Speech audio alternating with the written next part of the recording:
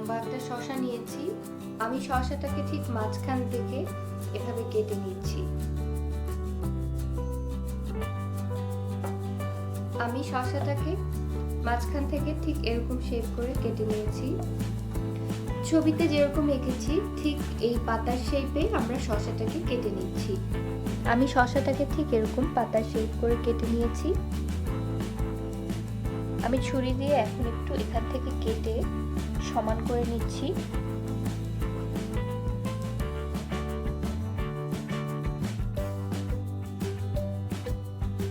এরকম পাতার শেপ করে কেটে নিয়ে ছবিতে প্রথমে যে অংশটা এঁকেছি এর বাইরে যে কালো করা অংশ, আমি ঠিক ওই কালো করা অংশটুকু এভাবে এই কালো করা অংশটুকু কেটে নিচ্ছি।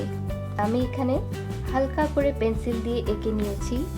আপনি যে অংশটা কাটতে চান পেন্সিল দিয়ে এঁকে নিলে আপনার সুবিধা হবে কাটতে। কেটে নেওয়ার পর দেখতে এরকম হবে।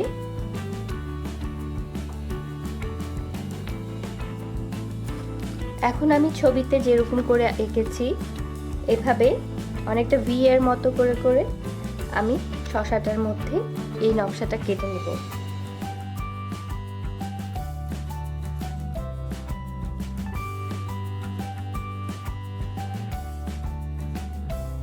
ঠিক এরকম করে প্রথমে এখানে একটা দাগ দিবেন এরকম করে, তারপর এই পাশ থেকে অনেকটা ভি এর মতো করে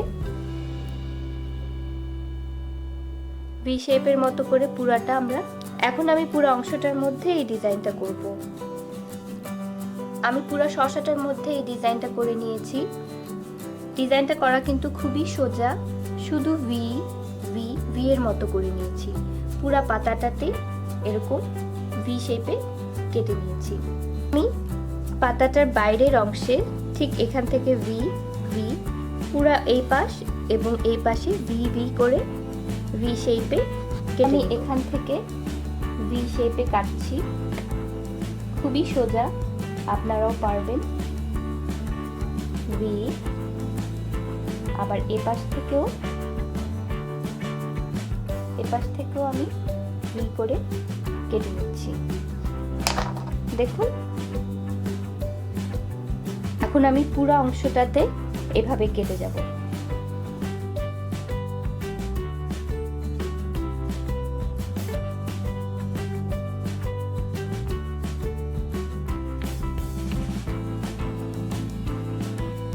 পুরো পাতাটাতে আমি এই ডিজাইনটা করে ফেলেছি। দেখুন দেখতে কি সুন্দর লাগছে এবং করতেও কিন্তু বেশি সময় লাগে না।